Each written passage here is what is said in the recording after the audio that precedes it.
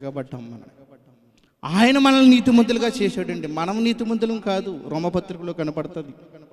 ఆయన చేశాడు, ఆయన చేశాడు.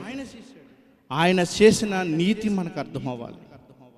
నీతి మనకు అర్థం అవ్వకపోతే అసలు ఈ విషయానికి మరియ గారు ఎలా వచ్చారో హెబ్రీయులు రాసిన పత్రికలో మనం చూద్దాం. హెబ్రీయులు రాసిన పత్రికలో మనం చూద్దాం. మరియ గారు ఎక్కడున్నారో చూద్దాం. హెబ్రీయులు రాసిన పత్రిక. అబ్రాహాము రాజులను జయించినప్పుడు ఒక ఆయన ఎదురవుతారు. ఎవరి పేరైనా? మెలిక్షేంద్రు. ఈయన ఎదురవుతూ అబ్రహాం దగ్గర ఏమించుకుంటాడు అంటే అస్సలు బైబిల్ అనేది చదవకోకుండా నాకు చూస్తున్నారు అనమాట. అది దశమ భాగాలు ఇచ్చుకుంటారు. అబ్రహాము ఇచ్చాడా, అబ్రహాం దగ్గర తీసుకున్నారా?